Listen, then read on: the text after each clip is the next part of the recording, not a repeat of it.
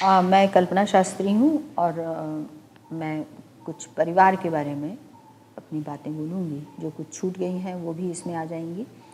तो मैं परिवार के बारे में बता रही थी कि कैसे परिवार का आधार अहिंसा होना चाहिए, नॉन वायलेंस होना चाहिए। मगर हम लोगों ने जो स्ट्रक्चर बनाया है वो कैसे एक हिंसा के आधार पर है। कैसे हम अपने बच्चों से बात करते हैं, कैसे हमने व्यवस्था बनाई है जिसमें परिवार में लड़की जो है वो दूसरे परिवार में जाती है, या अपने आप में एक हिंसा है। कैसे परिवार उसके कारण लड़की जो है वो एक इनसिक्योर हो जाती है, कैसे उसको अपनी आइडेंटिटी सिद्ध करनी पड़ती है, कैसे ये नेचर के खिलाफ है कि वो अपने नैहर को भूल जाए, कैसे ये साइंस के भी खिलाफ है कि कोई लड़की जो है अपरूटेड हो जाए, अपने परिवार को भूल जाए, अपने माँ बाप के घर को भूल जाए और अपने पति के घर को अपना मान ले। तो ये अपेक्षा करना ये केवल इस कारण से कि पुरुष प्रधान समाज व्यवस्था हमने बनाई, और इसलिए हमने एक टूल बनाया और औरतों के दिमाग में ये डाला कि तुमको शादी होकर के दूसरे परिवार में जाना, यही तुम्हारा उद्देश्य है। तो इसमें एक चीज़ और आ जाती है, जैसे विनोबा ने कहा कि ब्रह्मचर्य ये औरतों का भी अधिकार है। तो ये केवल रिलीजियसली आध्यात्मिक रूप से उन्होंने दिया ये नहीं है, ये स्त्रियों की दृष्टि से भी दिया कि अगर पुरुष को अधिकार है ब्रह्मचर्यचारी रहने का तो स्त्री का भी अधिकार है, और आध्यात्मिक रूप से दोनों बिल्कुल समान हैं। ये चीज़ उस व्यक्ति ने पहचानी जिसने खुद शादी भी नहीं की थी, वो ब्रह्मचारी थे, और उन्होंने ये चीज़ समझी कि औरतों पर एक लंबा असर पड़ता है क्योंकि शादी उसके लिए एक मजबूरी हो जाती है। और शादी किस लिए? क्योंकि सेल्फ, अपने डिफेंस के लिए, अपनी रक्षा के लिए, क्योंकि समाज में इस तरह की आक्रामकता है, समाज में इस तरह की स्थिति है कि हम पुरुष से ही डरते हैं और इसलिए एक पुरुष के अधीन एक औरत को करते हैं। तो ये चीज़ें किस तरह से एक औरत को परावलंबी बनाती हैं, और कैसे हमने ये स्ट्रक्चर बनाया कि औरत जो है वो किसी दूसरे परिवार में जाएगी और शादी करना ये एक दो परिवारों का समान रूप से बराबरी से मिलन नहीं है दो व्यक्ति का, बल्कि इसमें औरत की मजबूरी है और पुरुष जो है उसका मालिक है। तो ये तोड़ना बहुत ज़रूरी है। इसमें से कई चीज़ें निकलती हैं। इसमें से एक ये भी चीज़ निकलती है कि एक साइलेंट ग्रुप निकलता है औरतों का और एक वायलेंट ग्रुप निकलता है। जो कम उम्र की औरतें हैं, ग्रामीण भारत में आप जाइए तो वो औरतें ज़्यादा चुप रहती हैं, अपने स्ट्रगल में लगी रहती हैं, क्योंकि उनको नए परिवार में आकर के अपने आप को बसाना होता है, और उसी दौरान उनकी सबसे अधिक रचनात्मक उम्र है, सीखने की उम्र है, ऐसी उम्र उन लोगों की। ऐसे ही समय उनके ऊहापोह में शामिल होता है एक बच्चा भी। तो कहीं ना कहीं वो बच्चे पर भी वायलेंस करती हैं, क्योंकि खुद ही उनकी आइडेंटिटी क्लियर नहीं है, तो वो ऊहापोह में रहती हैं, वो अपने को सिद्ध करने में रहती हैं, इसलिए वो बच्चे पर भी अपने आप एक वायलेंस हो ही जाता है। तो यहाँ मगर कुल मिलाकर के समाज में वो एक साइलेंट ग्रुप है। ये ग्रामीण भारत में आप जाइए, ज़्यादातर औरतों को जो नई बहू है, नई पुतोहू है, उनको कहा जाएगा तुम चुप रहो, तुम निकलो मत। ग्रामीण बिहार में तो ये स्थिति थी कि अगर औरत कहीं पूरे टोले को नहीं जानती है, ये कहा जाता था मेरे पूरे टोले को, पूरा गांव को जानती ही नहीं है मेरी पत्नी, इसको बड़े गर्व से पति बताता था। इसका मतलब है कि वो निकलती नहीं है। तो नहीं निकलना, अपने गांव तक को नहीं पहचानना, ये बहुत अच्छी औरत का निशानी है। मतलब आप उसकी गत्यात्मकता ख़त्म कर दीजिए, और किसी औरत की गत्यात्मकता आप ख़त्म कर दीजिए तो एक तरह से जानवर जैसी स्थिति हो जाती है, क्योंकि उसका दिमाग किस में कि सुबह से शाम तक एक जैसे गाय रहती है, कोई जानवर रहता है, उसी तरह से रहता है। ये चीज़ें करनी हैं, ये ड्यूटी करनी है और अपने परिवार को देखते रहना है। तो गति ख़त्म कर दी उसकी। दूसरा है कि जैसे ही उम्र बीतती है और ज़रा बच्चे बड़े हुए कि वही औरत एक वायलेंस करने की स्थिति में आ जाती है। वो वायलेंट ग्रुप हो जाता है कि अब तुम एस्टेब्लिश हो गई हो, अब तुम्हारी स्थिति इस परिवार में सुरक्षित हो गई है, अब तुम जा कर के नई जो बहुएँ आएंगी उन लोगों के ऊपर अधिकार दिखा सकती हो, उन लोगों पर निगरानी कर सकती हो। तो ये दोनों चीज़ें एक किसी भी समाज के लिए, किसी भी परिवार के, हेल्दी परिवार के लिए घातक हैं।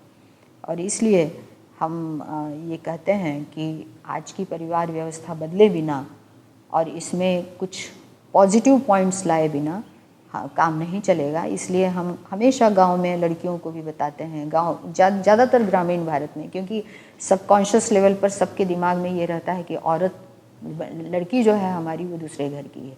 तो हम ये बताते हैं कि देखो साइंस ये कहता है कि लड़की तुम्हारी ही है, तुम्हारी खून से बनी है, तुम्हारी खून की उपज, इसलिए वो दूसरे परिवार में गई, ये चीज़ तुम लोग भूल जाओ। दूसरा कि कानून भी ये बना हुआ है कि अब प्रॉपर्टी, दहेज नहीं, दहेज के खिलाफ तो पहले से ही कानून बना हुआ है, दहेज नहीं प्रॉपर्टी दो।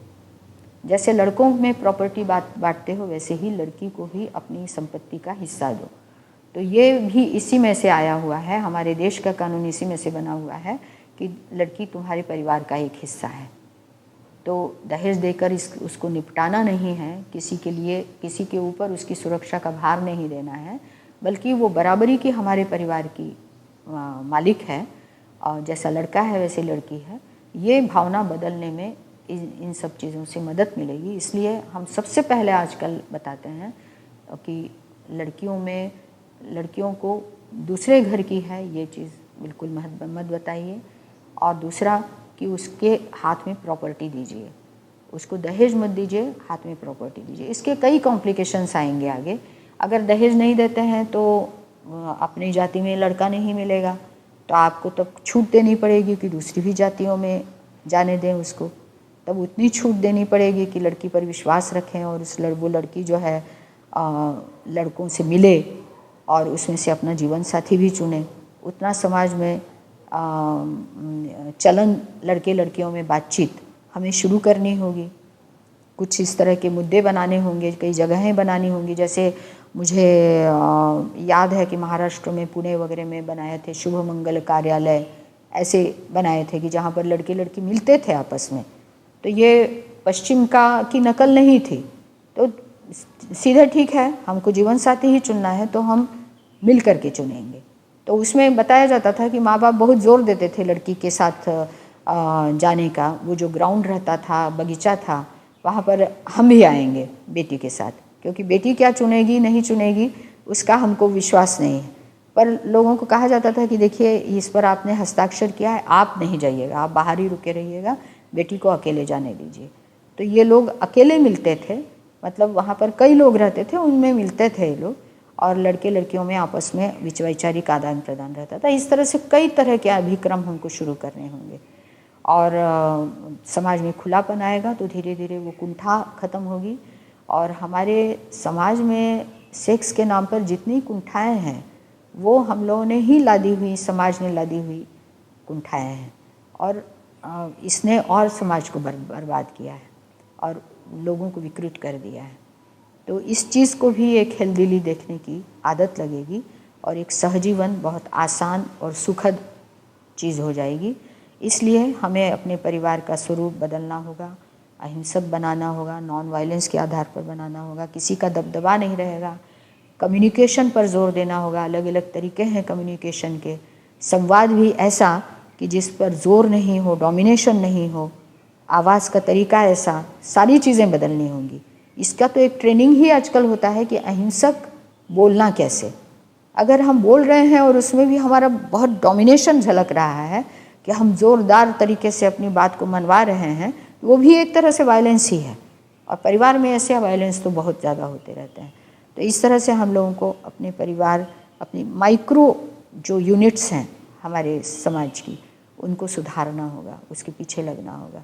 और ये चीज़ें मैंने देखी कि गांधी की किताब पढ़ने के बाद मुझे पॉलिटिक्स जो समझ में आया, अंग्रेज़ों को भगाने का जो भी समझ में आया, वो तो अलग से बात है। बस सबसे बड़ी बात समझ में आई कि परिवार में लोकतंत्र होना चाहिए। और ये कैसे मुझे याद नहीं है, मगर शायद गांधी ने जितनी आसानी से वहाँ पर लिखा है कि मैंने अपने पिता को से डरना बंद कैसे किया, पिता से बात कैसे की, ये सारी चीज़ें उन्होंने जो खुल करके लिखी हैं, अपनी गलतियों को स्वीकार किया है, अपने पिता को अपने एक चिट्ठी लिख करके दी, कई तरह की चीज़ उन्होंने अपनी आत्मकथा में लिखी है। उस सब से शायद ये प्रभाव पड़ा होगा कि दो चीज़ें दिमाग में आई कि परिवार में लोकतंत्र होना चाहिए और दूसरा सच बोलना ज़रूरी है। ये दो छोटी छोटी चीज़ें मेरे दिमाग में आई और हम लोगों ने उसके ऊपर चलना शुरू किया, यानी प्रयोग शुरू किए कि छोटी छोटी चीज़ों में हम झूठ नहीं बोले हैं, हम सच बोलें, आदि आदि। तो इतना कहकर मैं अपनी बात ख़त्म करती हूँ। मैं